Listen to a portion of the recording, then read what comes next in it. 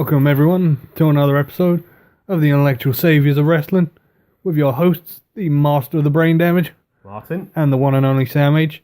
And this is the Smackdown live review from the 28th of February. Yes. And like last week, when we got told, we kicked this one off with Miz TV. This part's going to shock you. I'm actually going to praise the Miz. You give him his credit in this. He cut a hell of a promo. Yeah, he said a few things that even I was surprised about. I mean, I wondered if WrestleMania 27 was going to get mentioned. And it did. And it did.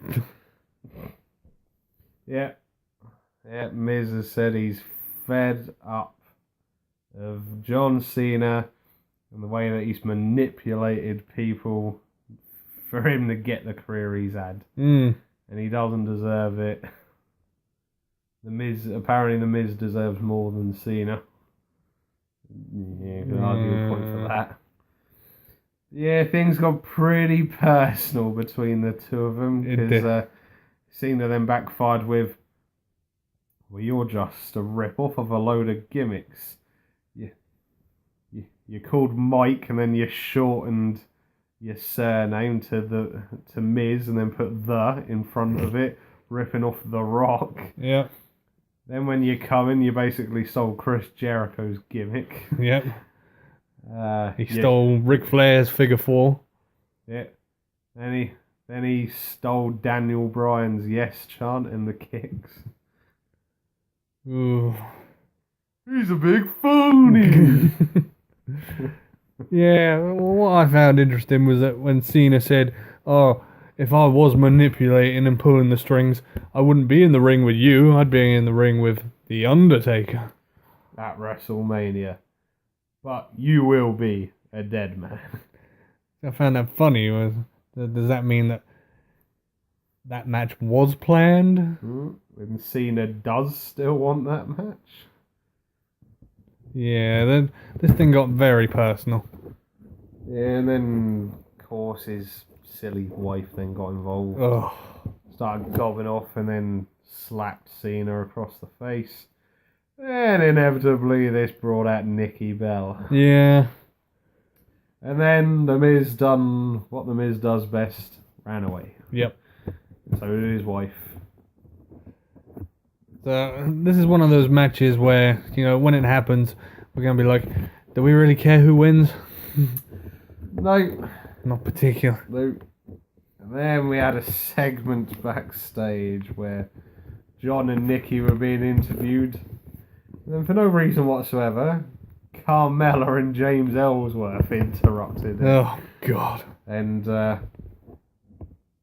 think Cena said something about Carmella, and then they just turn around. James Ellsworth, you gonna let him talk to me like that?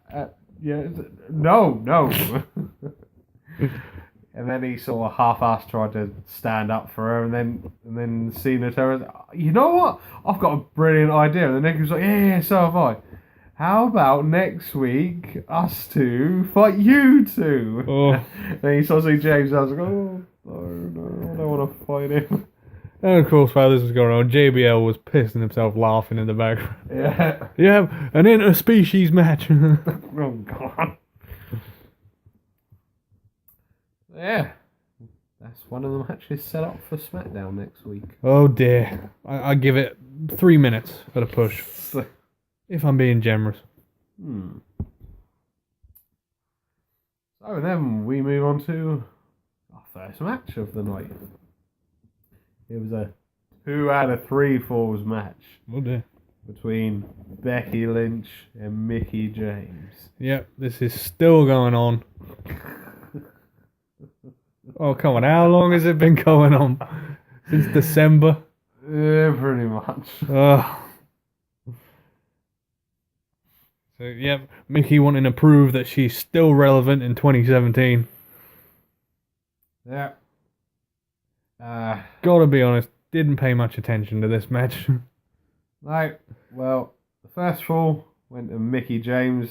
She hit a big DDT. Oh, the Mick DT. And then Becky Lynch got a fall back with a quick roll up. And then Becky Lynch got the deciding fall with the disarmer. But what does it mean? Probably nothing. Christ, their women's division is in a bit of a state. Oh god, it got even worse backstage. Yeah, Alexa Bliss was being interviewed and then for no reason whatsoever, Natalia interrupted. Just why? Why do you torture us with Natalia? Natalia hasn't held a title for 7 freaking years. So, they might be hinting at Natalia Alexa at WrestleMania? Well, who do we cheer for? Alexa. I don't get it. Yeah. So, swiftly moving on.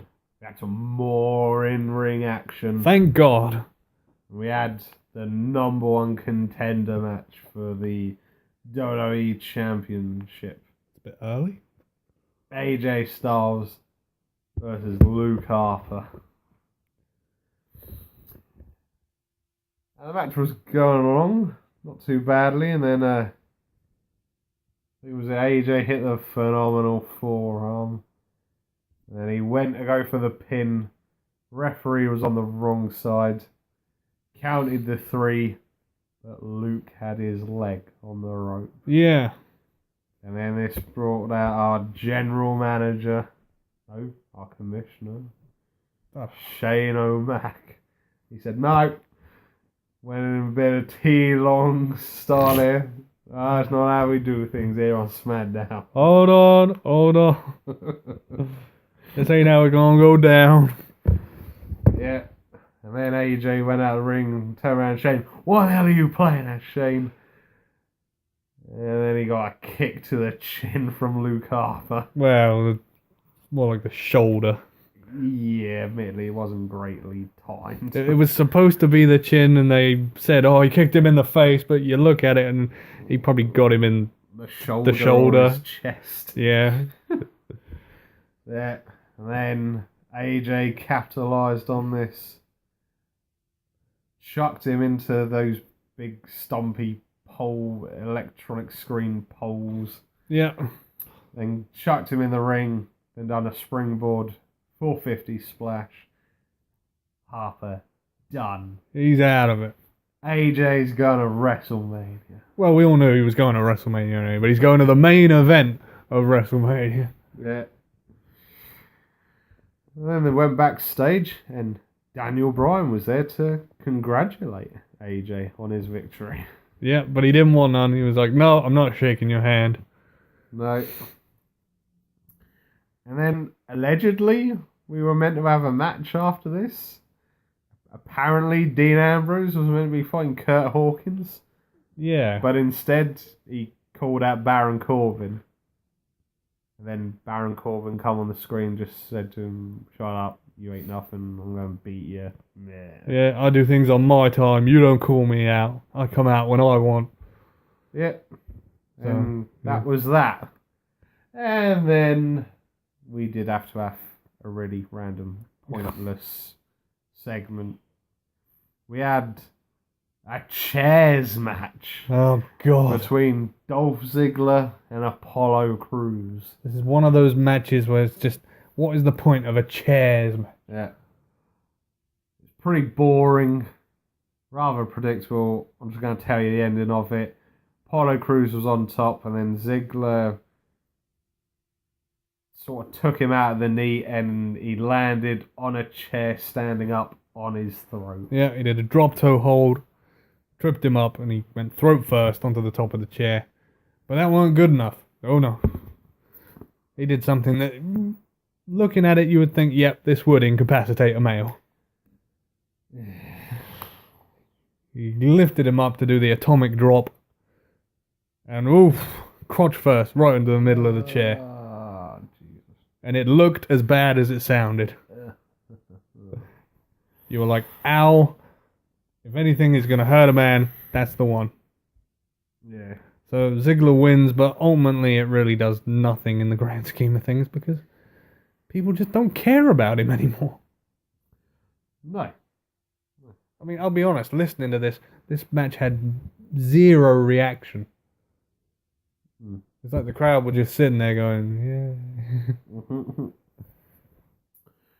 And then we had Bray Wyatt come out to ringside to talk to the WWE Universe. Yes. But then he was interrupted by Randy. Yeah, this got really confusing really quickly. Quite dark for them, to be fair. Yeah. Yeah, so inevitably, it finally happened. We've been expecting it for about a month now. Randy turned on Bray. For no reason whatsoever. He said that Bray had given him the key to the kingdom. He was in the Wyatt compound. And he was in the building where Sister Abigail's soul was. Yeah. With her decaying body. And long story short, he torched the building. Yep. He set that building on fire. And by God, did Bray sell it. He did. He was really impressive in this. He was literally screaming. He was nearly in tears. He was just shouting there, "No, Randy, don't do this."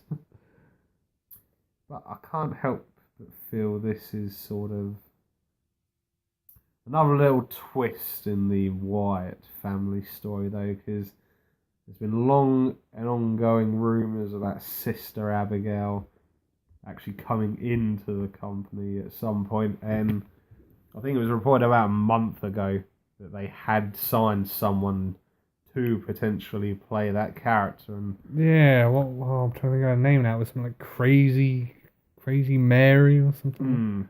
And I don't know whether this is a good idea for them to then turn around and say, well, actually, Randy set her soul free. Yeah, that's a good idea, actually. Oof. Keep it away. Vince will use it. And then, of course, there is the impending rumours as well that the Wyatt family may be at full strength again. Because they're already teasing the idea of Luke might just turn around now and say, well, you got rid of Randy, he was the problem. Let's all be a family again. And as well, the impending return shortly of Eric Rowan. Oh, the white sheep of the Wyatt family. Yeah, apparently he put out a cryptic Wyatt-esque video on his Twitter account the other day, teasing a return soon. Interesting. So, could be very troubling times for Randy. Does he realise what he's done? Gotta be honest though, I still think this story has been rushed to high hell. Yeah. And how you could go from 2 weeks ago, Randy saying, "I'm the servant and I will obey," to now just randomly, "Oh, yep, no, I was never part of your family. Screw you, I'm torching your building." I mean, they could have hinted at it a lot more and then turned him rather than just, he's on the bad side and now he's back on the good side. Yeah. This had so much more potential and it's just been wasted. And where were the tag champs this week? Where's American Alpha? Damn it. We want American Alpha. Ugh. But we do not. I repeat, we do not want the Fashion Po-Po. There's nothing wrong with the Fashion Pope. Nothing right with them either. They're an incredible tag team. Say that with a straight face. I like where they hand out the fashion violations. Oh, dear. And there were no gangster Uzos either. No gangster theme. Oh. Oh, dear. Nah, well, we've waffled enough. That's it. That'll do We're it. done. Peace out. From your host, the master of the brain damage, Martin? and the one and only Sam H. We will see you for the next one.